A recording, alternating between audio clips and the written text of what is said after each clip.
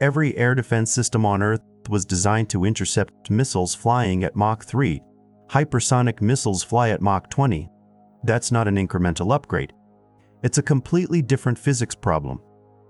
And right now, nobody has solved it. Think about what that actually means in practice. Every Patriot battery, every THAAD system, every naval interceptor deployed on a warship today, all of them were engineered for a threat ceiling that no longer defines the battlefield. These weapons don't just exceed that ceiling. They operate in a physical domain those systems were never designed to see. If a standard missile is a sprinter, a hypersonic glide vehicle is a Formula One car doing a slalom at 300 miles per hour while on fire. That's not a metaphor chosen for effect.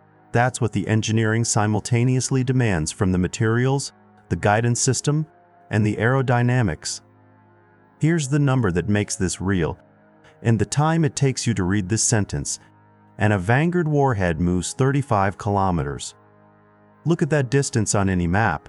That's not a speed record. That's a defense system becoming irrelevant in real time.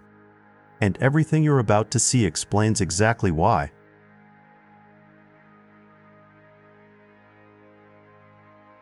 Hypersonic starts at Mach 5, 5 times the speed of sound, roughly 3,800 miles per hour at sea level.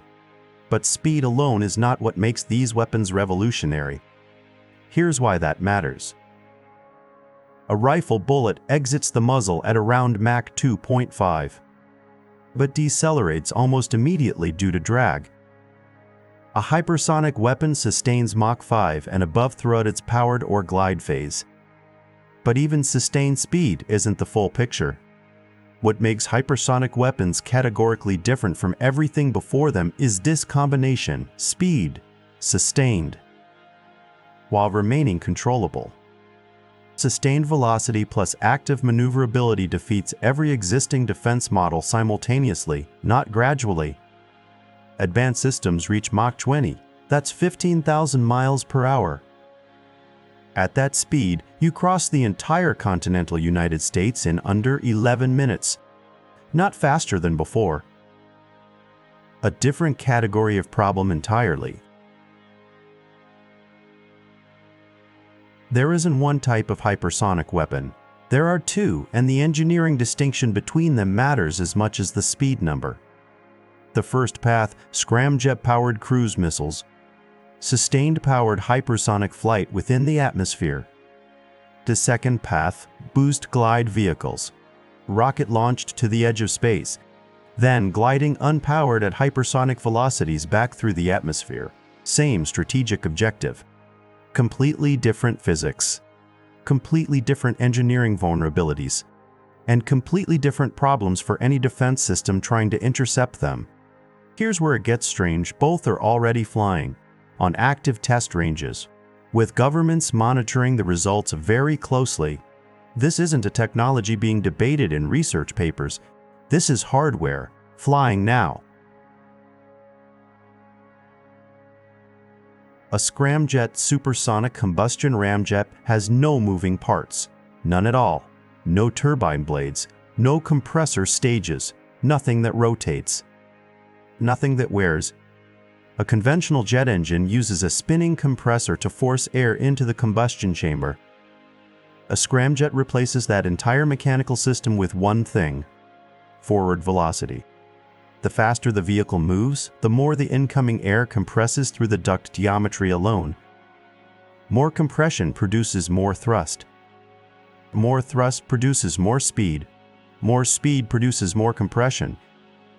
It feeds itself on velocity. The engine is the speed itself. But here's the hard engineering constraint that defines every scramjet program in the world. Below Mach 5, a scramjet generates no useful thrust.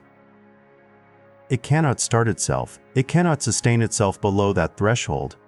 So every scramjet weapon is first launched on a conventional rocket booster, accelerating to Mach 5 or above, and only then does the scramjet ignite and take over propulsion entirely. Elegant in principle. No scramjet weapon has yet demonstrated sustained, reliable flight at full operational combat range. That is exactly where the engineering frontier currently stands.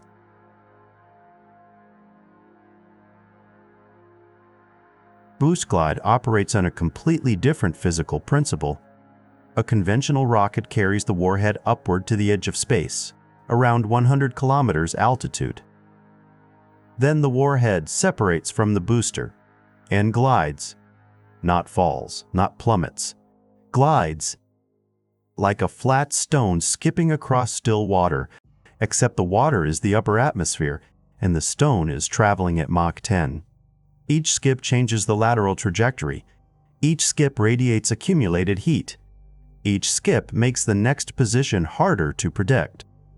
No engine is required after separation. Just aerodynamics, gravity, and precisely engineered geometry working together. And here's the insight that everything else in this video builds on. The unpredictability isn't a side effect of how it works. It's the deliberate design intent. The flight path itself is the weapon. Russia's Avangard. Before the speed numbers, understand the doctrine behind the weapon. This system was not designed to win a conventional military engagement on a battlefield.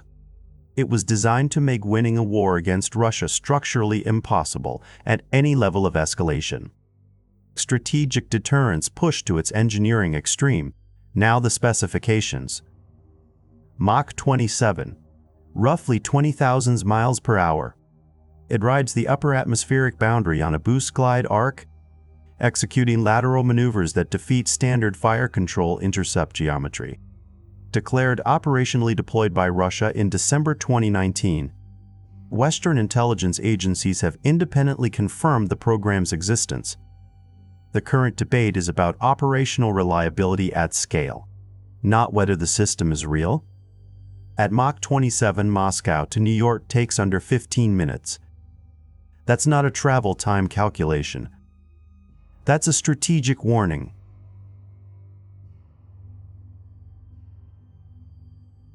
China's DF-17 was designed around one specific target type, not cities, not supply infrastructure, not command nodes, aircraft carriers.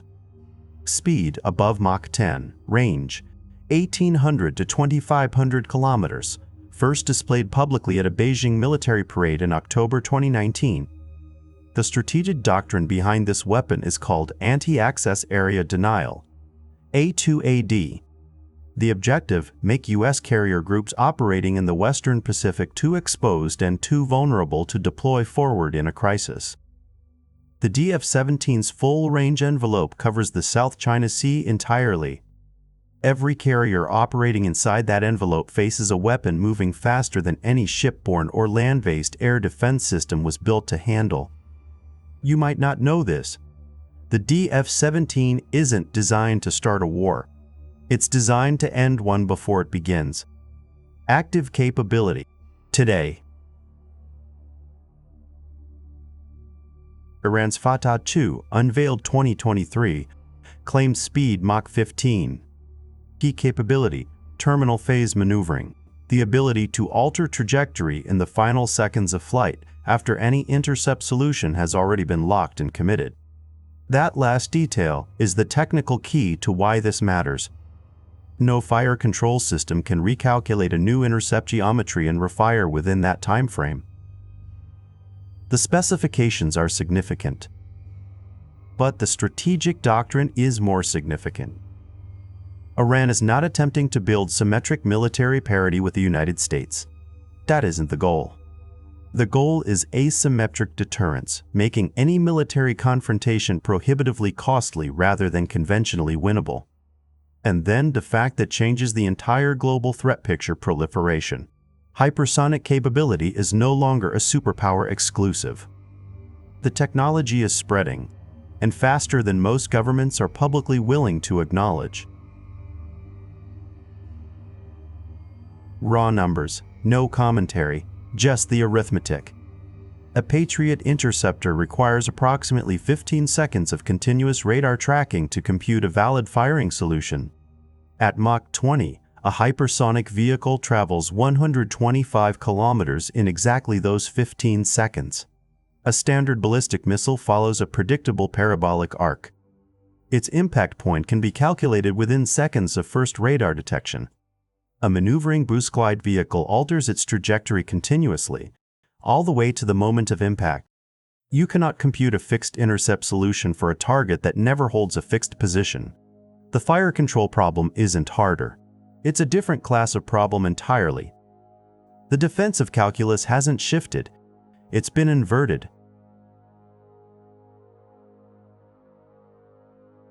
To understand why hypersonic weapons break air defense, you need to understand the precise logic of how air defense actually works. The sequence is this: radar detects a threat and begins tracking. A fire control computer calculates not where the target currently is, but where it will physically be by the time an interceptor can reach it. The interceptor launches to meet the target at that predicted future position in space. This entire system is built on one foundational assumption: that threats follow predictable physics. Ballistic missiles arc on fixed trajectories. Cruise missiles hold set altitudes. Aircraft observe aerodynamic constraints. Hypersonic glide vehicles don't follow any of those constraints. They decide continuously. Remove predictability from the equation, and interception doesn't gradually degrade, it collapses completely. Speed creates a decision problem with no precedent in the entire history of missile defense. An intercontinental ballistic missile launched from Russia gives U.S. air defense operators approximately 30 minutes of warning time. Enough to detect, verify through multiple systems, authorize through a command chain, and respond. A hypersonic weapon launched from equivalent range gives between 5 and 15 minutes. That sounds like it should be enough. It isn't. Because the warning window assumes the target is following a fixed, calculable trajectory. Hypersonic weapons do not offer you a fixed trajectory. They update it continuously. The window compresses. The prediction the window depends on breaks, fast and unknowable, simultaneously. No defense architecture in history was engineered to handle both of those conditions at once. Then there's the altitude problem, the second structural failure point. Ballistic missiles fly above 300 kilometers, well into orbital space, detectable by space-based early warning satellites from the moment of launch, trackable throughout their entire arc, targetable by dedicated interceptors.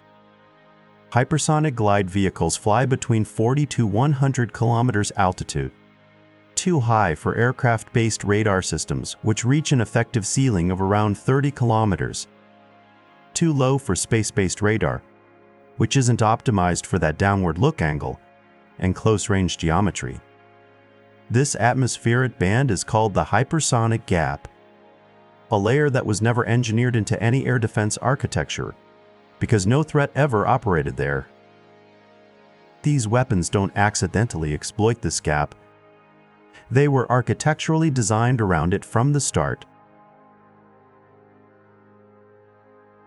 The third failure point is maneuverability, and it may be the most operationally decisive of all.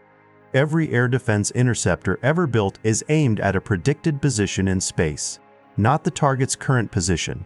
That prediction is locked in milliseconds before the interceptor launches and cannot be updated once the missile is airborne. Even THAAD, the Terminal High Altitude Area Defense System, the most capable deployed air defense in the world, operates entirely on this assumption. A maneuvering hypersonic glide vehicle can alter its course after the interceptor is already in the air. The interceptor cannot be recalled. It cannot be steered to a new intercept point. The shot is permanently wasted. And beneath that technical fact lies a harder strategic truth. This is not purely a technology problem. It is a game theory problem. The attacker always moves last, always. There's a fourth challenge, rarely discussed outside specialist literature. At hypersonic speeds, the air ahead of the vehicle cannot move out of the way fast enough. It compresses under extreme pressure. It heats to thousands of degrees. It ionizes. A continuous sheath of plasma forms around the entire vehicle body, nose to tail. Plasma blocks inbound radar signals. That part is well understood and widely reported. What's less discussed is the second effect. The plasma also blocks the weapon's own GPS receiver and uplink communications from reaching it through the sheath.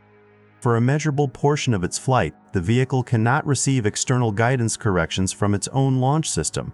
It goes dark. The weapon loses sight of itself. Engineers call this plasma blackout. It remains one of the most difficult unsolved engineering problems in the hypersonic field. And it affects attacker and defender in equal measure. But there's one detection method being tested that uses a technology originally designed to find submarines. Very low-frequency radio waves. VLF operate at wavelengths measured in hundreds of meters. These waves penetrate ocean water to depths where surface radar has no reach at all, allowing real-time communications with submarines running silent at combat depth. Researchers are now investigating whether those same extremely long wavelengths can penetrate the plasma sheath surrounding a hypersonic vehicle. The hypothesis, instead of reflecting off the plasma boundary like conventional radar, VLF waves may interact directly with the plasma sheath itself, producing a detectable signature that can be tracked. Early experimental results show measurable interaction effects. No country has deployed this as an operational capability, but in a field dominated by expensive dead ends. This is the most unconventional approach currently under active investigation, and potentially the one that changes the detection equation entirely.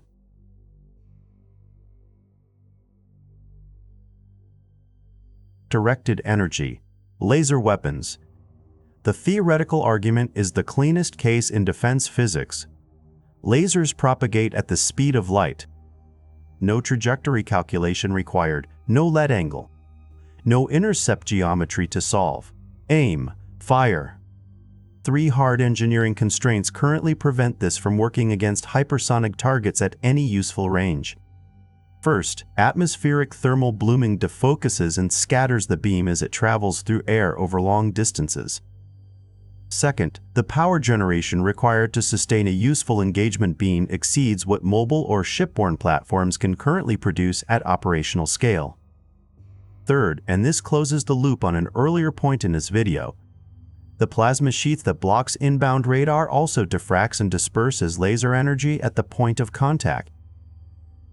The U.S. Navy has operational laser systems deployed on warships, effective against drones and small surface threats. Against a Mach 20 target at altitude, not yet, not close.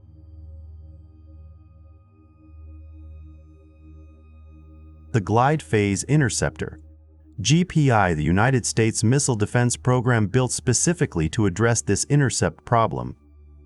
The concept is precise: engage a boost glide vehicle during its sustained atmospheric glide phase before terminal maneuvering begins and before the intercept geometry collapses beyond any recovery. The available engagement window is narrow, measured in minutes, sometimes substantially less.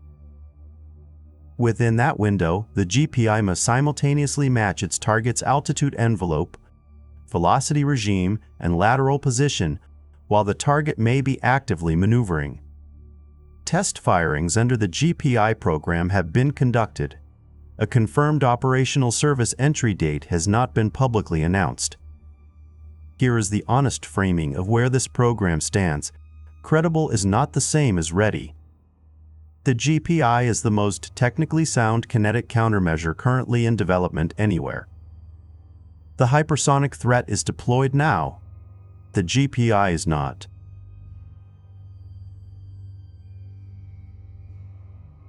The most foundational investment in hypersonic defense isn't a weapon system at all. It's a sensor layer. The U.S. Space Development Agency is deploying a dedicated low Earth orbit satellite constellation equipped with persistent infrared sensors, specifically designed to track hypersonic vehicles through their complete flight path from launch through to terminal phase. The strategic logic is exact. You cannot intercept what you cannot see. Tracking is not stopping. But it is the absolute prerequisite for every other countermeasure to function. Every interceptor, every laser system, every fire control calculation depends on one thing being true first: that we know exactly where the weapon is at every second of its flight. Right now, that capability is not yet complete. The strategic shift hypersonic weapons represent isn't primarily about speed. It's this: they turn prediction into a liability. Every air defense system ever built assumed that threats behave predictably. That assumption is now broken. For now, hypersonic weapons have the advantage, but every breakthrough creates its own counter. The question isn't whether we'll stop them. It's whether we'll do it before they change the nature of conflict forever. Hardware of peace, weapons explained, power revealed, no politics.